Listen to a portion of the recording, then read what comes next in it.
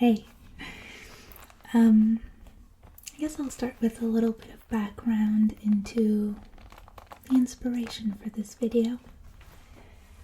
As some of you sports fans may know, the Michigan football team has been embroiled in a bit of a scandal recently. They've been found to have stolen signs. Their coach, Jim Harbaugh, has been suspended.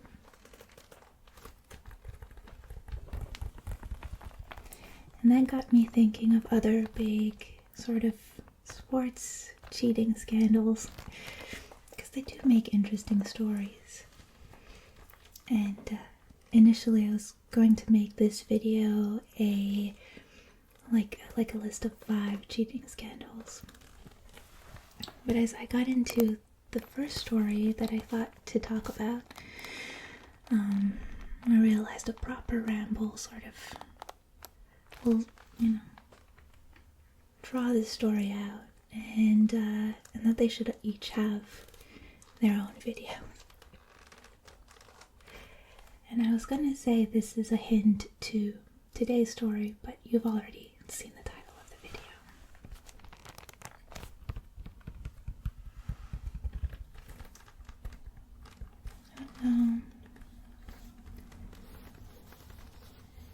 I think we'll have this glove in and out.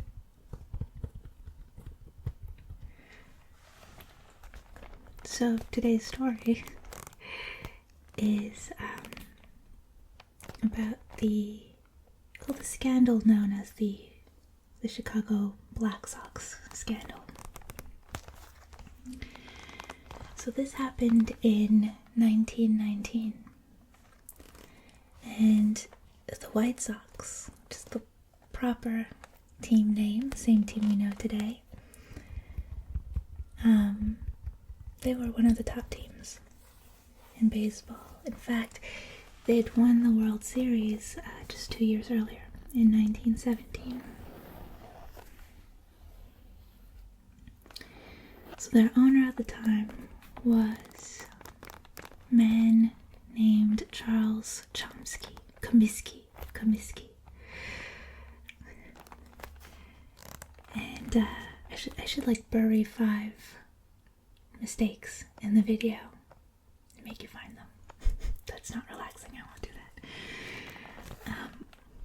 But Comiskey was pretty disliked by his players. He was just a mean dude, ex-player himself. And a lot of the players, if not all of them, felt underpaid.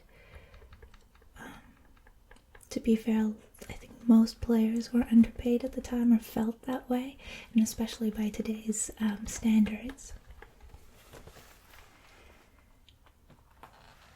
So at the time there was this thing called a reserve clause, which essentially meant that a player who turned down a contract from one team was prohibited from playing professional baseball for any other team. So they sort of had to accept whatever contract they were offered. So as you can imagine, a lot of players were sort of looking for ways to make some extra money. If they wanted to play baseball at all, they had to sort of take what was on offer. So on September 18th of that year,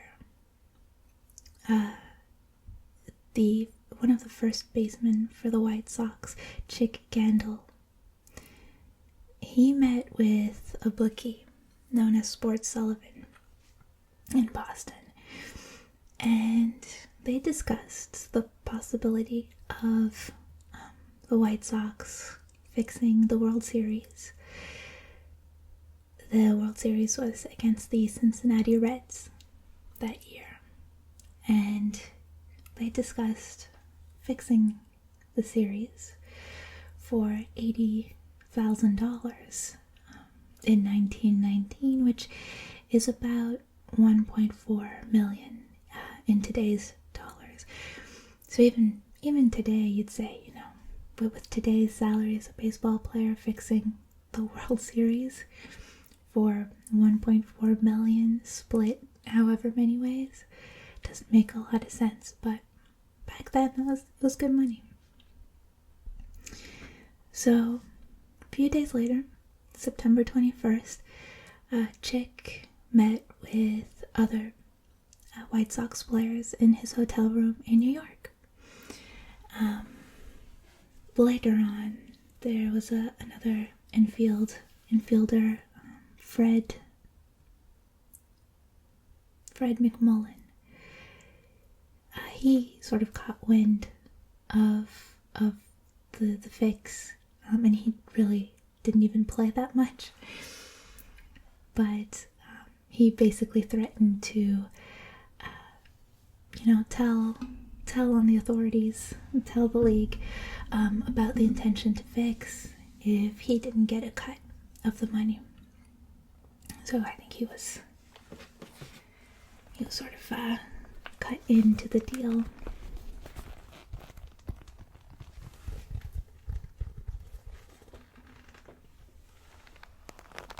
Little story break with our glove.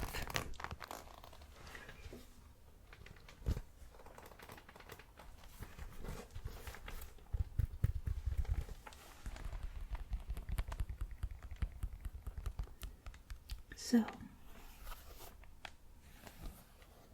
October 1st comes around. It's game 1 of the World Series. The Chicago White Sox and the Cincinnati Reds. Chicago were actually favorites to win. I mean, that's how betting works, right? You want to bet on the underdog to make money. So, word started getting around amongst gamblers that there was a fix. So, gamblers all started putting their money on Cincinnati. And so, with that influx of money, the odds against them started to fall. So you could tell that there was something brewing. But as far as fans and observers were concerned, it was just a regular game. Everything looked normal enough.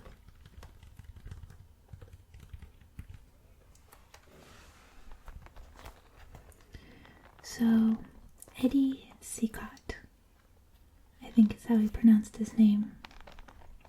He's pitching. He is starting for the White Sox.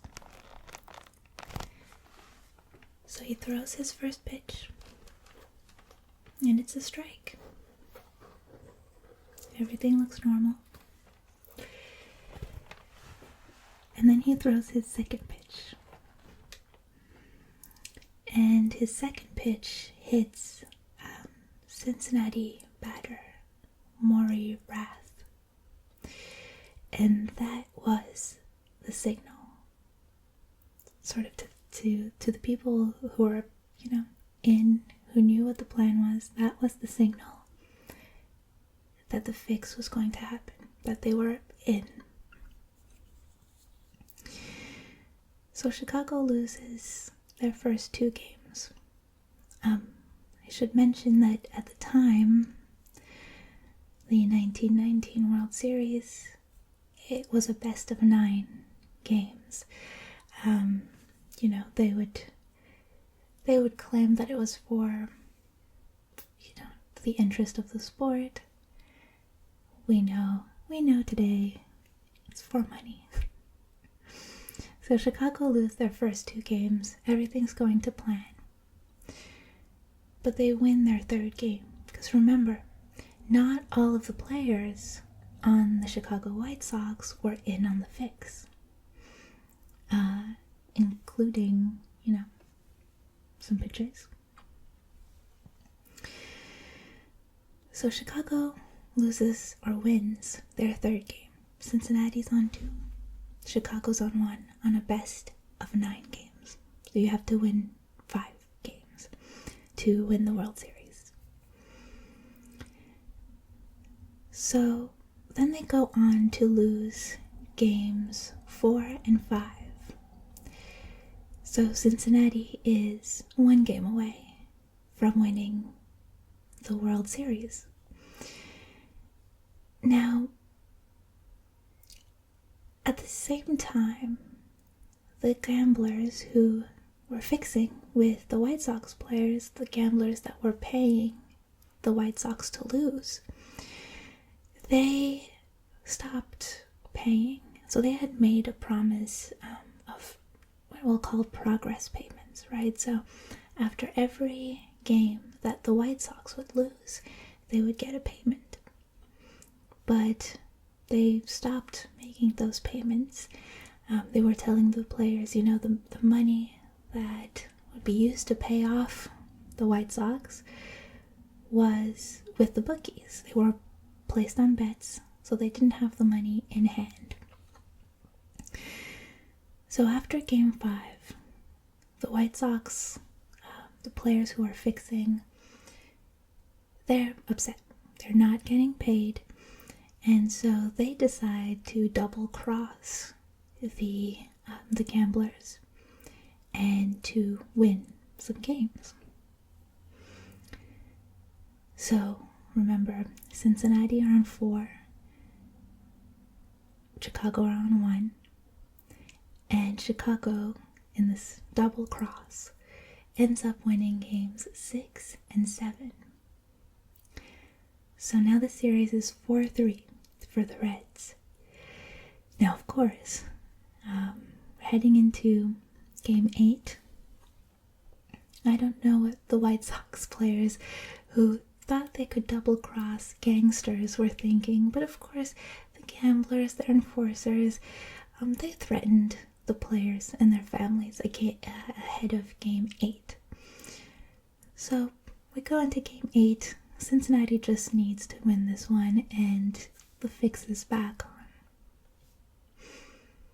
So on October 9th, 1919, Game 8 of the World Series, the Cincinnati Reds win the World Series, and the White Sox lose. According to what the plan was all along.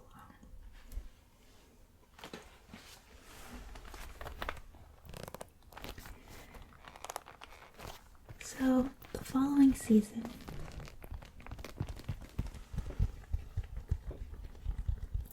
all season, there was increasingly rumors of the World Series having been fixed. White Sox are still playing, pretty well, because they were always a good team. They were meant to win the World Series in 1919. So after all this sort of talk, this whispering going on, it's getting louder. And in September of the following year, so 1920, a grand jury is convened to investigate the allegations of match fixing.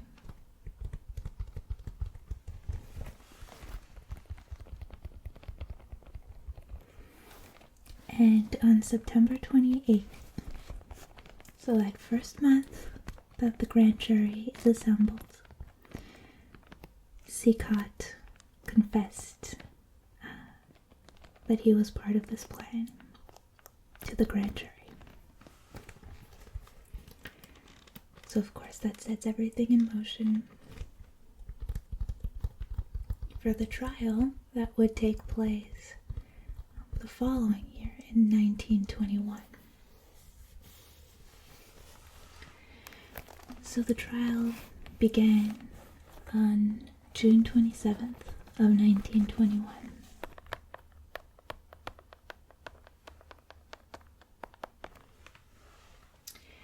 And it was over by July 28th. So just just over a month.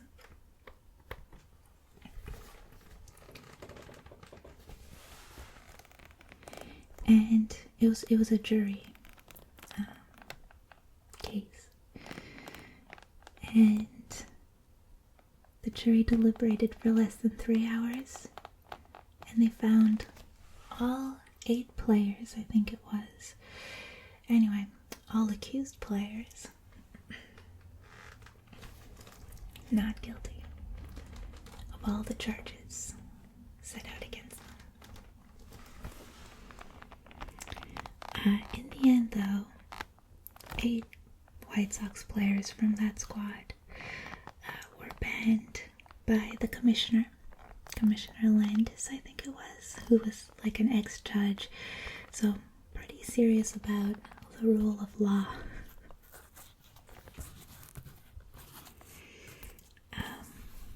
They were banned from ever playing again for match fixing, and that included Shoeless Joe Jackson, who his involvement is debated. In the fix, he says that he played the entire World Series to win, but he did receive money from the gamblers. So he said that he was aware of the fix, he still played to win, but he still received money. So you could argue in any case that, and I think the commissioner, if it wasn't the judge in the case, then it was the commissioner who argued, for the integrity of the sport.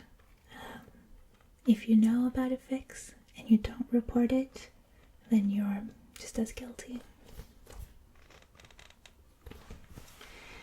And that is how that team became known as the Chicago Black Sox.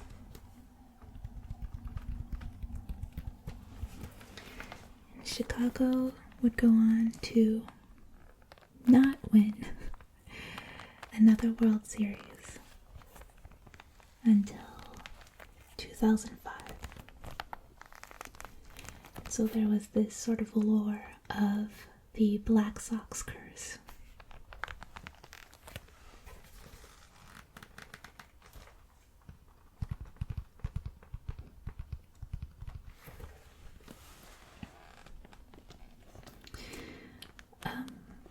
Little interesting tidbit too about how all this came together. The thing is, it might not have come together if it wasn't for the flu. So, Red Faber was sort of the star pitcher for the White Sox that year. But he got sick, he got the flu. And years later, the catcher from that team was, I have it here, Ray Shock. He also wasn't involved in the fix. He said that if Faber had played, or if Faber had been available to play, then the fix probably never would have happened, because he would have gotten the start, and he would have played a good game instead of the other 2 pitchers who ended up starting, Seacott and Lefty Williams, who were both in on the fix. So, just a bout of the flu changed history, the history of sports anyway, forever. And another fun little story about the scandal, which is what I'll leave you on, is that on October 2nd, so the day after the first game of that World Series, the Philadelphia Bulletin posted, yeah, in 1919 they posted a story. They published, Philadelphia Bulletin was a newspaper, and they published a poem that read like this. I'll read it to you. I have it right here. It says, "Still, It really doesn't matter, after all, who wins the flag. Good, clean sport is what we're after, and we aim to make our brag.